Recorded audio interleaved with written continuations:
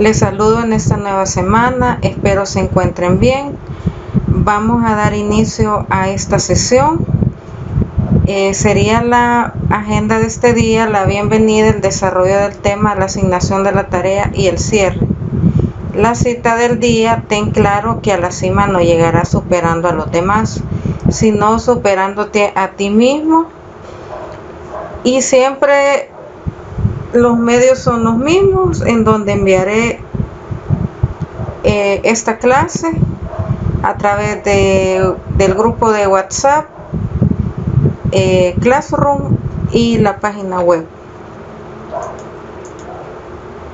El tema que corresponde esta semana es arquitectura de la computadora.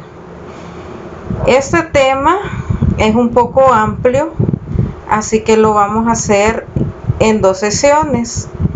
Esta semana veríamos la primera parte y la otra semana vamos a ver la segunda parte. Y por la naturaleza del tema vamos a dejar 2 tareas. La primera tarea va para esta semana de la primera parte, y de la segunda parte la voy a enviar la otra semana cuando concluyamos este tema.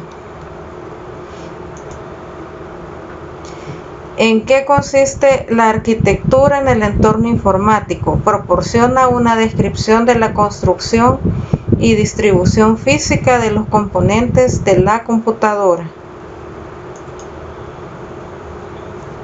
Ahora vamos a ver el concepto de la unidad del sistema. La unidad central del sistema, o System Unit en inglés, es el centro de operaciones de cualquier computadora existente en el mercado actual. En la unidad central del sistema se alojan los componentes y circuitería que va a realizar las tareas fundamentales de la computadora.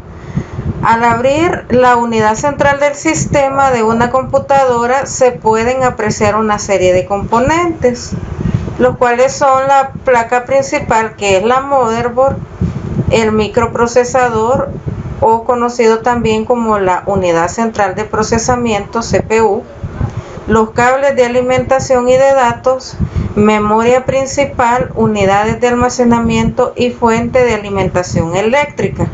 Entonces, a la computadora en sí, lo que está dentro es la unidad del sistema. ¿Y qué es lo que tiene la unidad del sistema? Lo que es la motherboard, los discos duros, la memoria RAM, el microprocesador. Todos estos componentes están conectados, y también hay conectados cables de la fuente de poder que nos está dando la alimentación. Entonces, esa parte interna con todos esos componentes internos es la unidad del sistema. El CPU, como lo acabamos de ver, es el microprocesador. Entonces, ¿cómo se llama?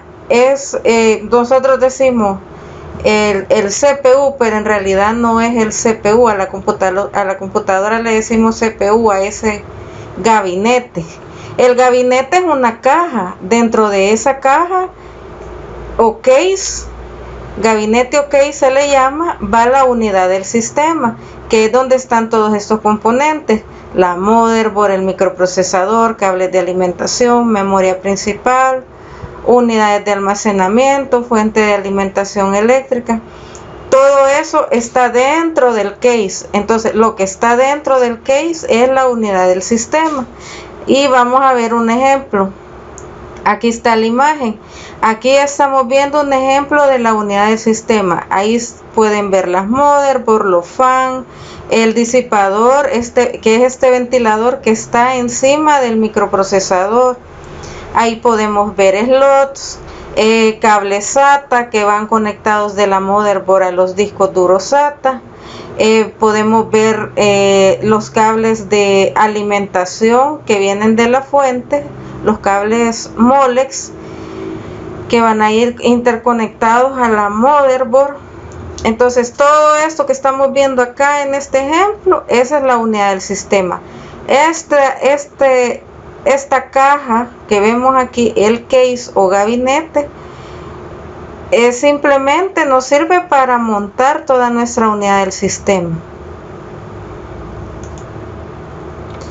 Ahora vamos a ver lo que es la placa base o motherboard, también se le conoce. Aquí podemos ver la imagen ya en sí de lo que es la motherboard, que es una tarjeta de circuito impreso a la que se conectan los componentes que constituyen la computadora u ordenador, así como lo vimos en la imagen anterior. Esta es una motherboard que ahorita no tiene ningún cable conectado. Lo único que tiene montado es el microprocesador, el disipador que está encima del microprocesador y una memoria RAM que se ve ahí. No tiene nada más. Entonces a esa motherboard todavía le falta conectarla a la fuente. Ahora vamos a ver lo que es el zócalo. Es un sistema electromecánico de soporte y conexión eléctrica instalado en la placa base que se usa para fijar y conectar un microprocesador. ¿Dónde está este zócalo? En la motherboard. Veamos la imagen anterior. Está debajo de este disipador, o si usted lo ve como que fuera un ventilador, está debajo de esto. Ahí está el zócalo. Entonces en el zócalo es donde se monta el microprocesador. Aquí puede ver una palanquita. Entonces esta palanquita se desengancha porque está enganchada en esta parte de acá. Entonces se desengancha y esto se levanta. Entonces toda esta placa que está a la orilla se quita como que fuera una compuerta. Usted introduce el microprocesador a que coincida con la posición de los pines, y una vez se haya puesto, entonces ya solo se baja esta palanquita y se engancha acá. En esta parte de acá se engancha, y entonces ese es el zócalo, el que va a contener lo que es el microprocesador. Una nota bien importante: para cambiar un microprocesador de nuestra motherboard debemos de saber el número de socket en nuestra motherboard. Cada modelo de motherboard tiene un número de socket único. Para saber el número de socket debe ver el modelo de su tarjeta madre y buscarlo en internet. Eso quiere decir que cuando usted quiere cambiar ya sea el microprocesador o disipador, o sea el ventilador que usted está viendo acá, este de aquí, tiene que saber el número de socket de acuerdo al modelo de su motherboard y buscarlo en internet. Eso es lo que está diciendo. Pero la vez pasada les comenté que si no querían destapar o andar buscando, estaba el programa CPU-Z, que se le da el número de socket de su motherboard. Entonces ya teniendo el número usted lo puede comprar, porque sin saber el número no se puede comprar nada, porque corremos el peligro que no le quede y sea un gasto innecesario. Ahora vamos a ver otra ranura de expansión. El concepto de ranura de expansión, que es un elemento de la placa base, también se le llaman slot, de una computadora, que permite conectar a esto una tarjeta adicional o de expansión, la cual suele realizar funciones de control de dispositivos periféricos adicionales, tales como monitores, impresoras o unidades de disco. Entonces aquí vemos un ejemplo de diferentes ranuras o slot de expansión. Por ejemplo, podemos ver las más actuales, que son las PCI Express X16, las X1. Estas varían por tamaño, porque en ellas usted puede conectar ya sean tarjetas de red, tarjetas gráficas, etcétera, y otros componentes que son compatibles con las PCI Express de acuerdo al tamaño. La AGP estaba antes de la PCI Express, entonces en este slot se conectaban las tarjetas de video. Todavía hay computadoras un poco más antiguas, y hay personas que todavía las tienen en uso, todavía utilizan este tipo de ranura, la AGP. Ya en las más modernas, este ya está descartado, este slot AGP.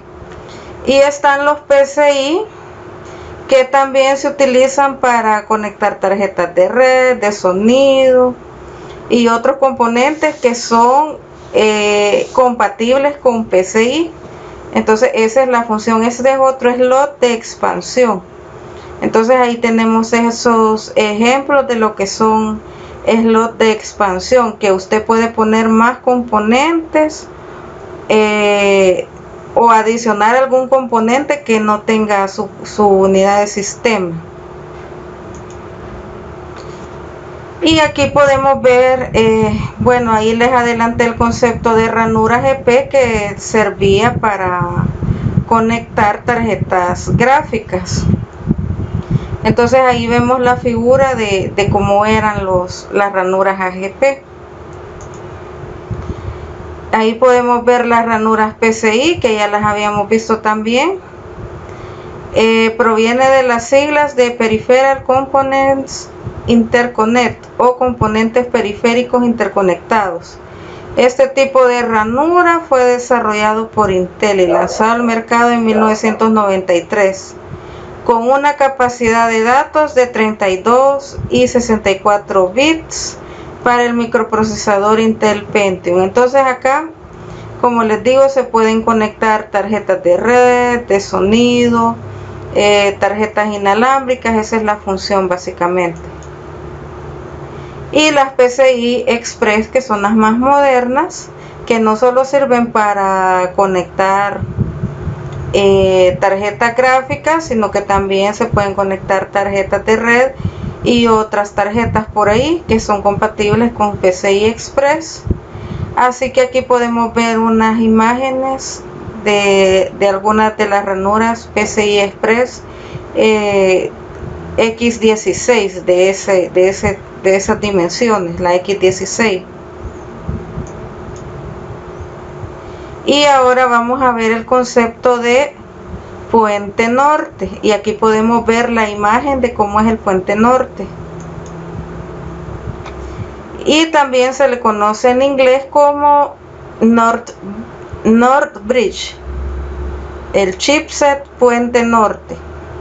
Así se le conoce, como chipset puente norte, pero la mayoría le dice puente norte. Este chip controla las funciones de acceso desde y hasta el microprocesador AGP, PCI Express, memoria RAM, video integrado, dependiendo de la placa, y el South Bridge, que es el chipset puente sur, que ya vamos a ver en qué consiste. Entonces este chipset puente norte es bien importante porque vean todo lo que controla. Controla el microprocesador, controla las AGP, controla los PCI Express, controla la memoria RAM, el video integrado y además el South Bridge. Entonces controla todos estos componentes. Esa es la función del puente norte. Para saber, la nota que nos da es para saber diferenciar dentro de la motherboard cuál es el puente norte y cuál es el puente sur. Tome en cuenta que el puente norte siempre está cerca del microprocesador. Entonces, ¿qué quiere decir? Si usted ve esta imagen cerca del microprocesador, ese es el puente norte. Esa es la manera de identificarlo. Entonces, este es el puente norte y siempre tiene que estar cerca del microprocesador. Y como les dije, estas son las funciones que tiene él: controlar todos estos componentes, incluidos el puente sur. Ahora vamos a ver qué es el chipset de puente sur o el South Bridge. Es un circuito integrado que se encargará de coordinar los diferentes dispositivos de entrada y salida, que ya vimos cuáles eran los dispositivos de entrada-salida en el primer periodo, vimos eso. ¿Y cuáles eran? Algunos ejemplos de dispositivos de entrada y salida es el mouse y el teclado.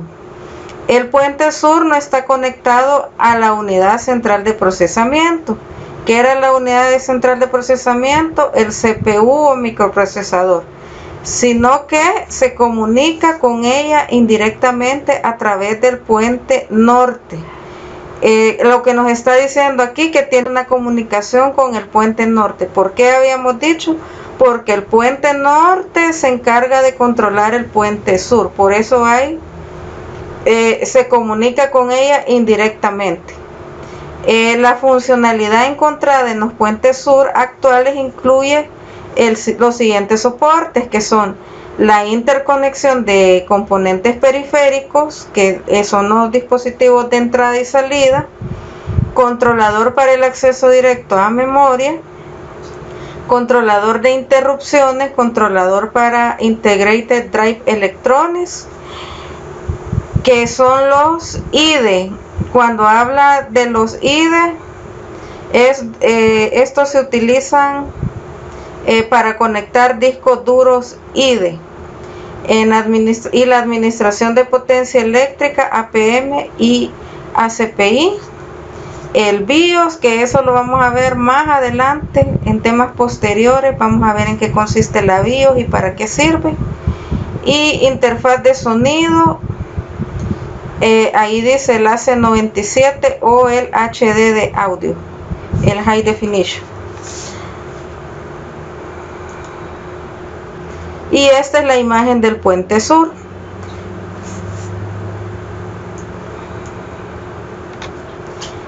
Y vamos a ver otro concepto, que en arquitectura de computadoras el bus de datos o canal es un sistema digital que transfiere datos entre los componentes de una computadora. Aquí básicamente eso nos está diciendo que el bus de datos sirve para la transferencia de datos entre componentes de una computadora.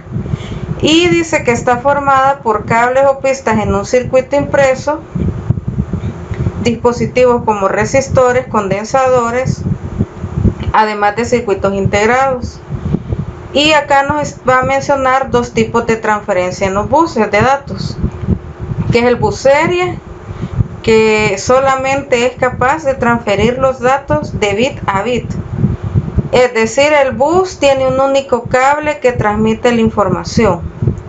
Y el bus paralelo, el bus de datos paralelo, permite transferir varios bits simultáneamente, por ejemplo 8 bits. Entonces esa es la diferencia, que el de serie va bit por bit y el paralelo los transmite en simultáneo. Ahora vamos a ver el concepto de chipset, la traducción circuito integrado auxiliar. Es el conjunto de circuitos integrados diseñados con base en la arquitectura de un procesador, en algunos casos diseñados como parte integral de esa arquitectura, permitiendo que ese tipo de procesadores funcionen en una placa base, que es la motherboard.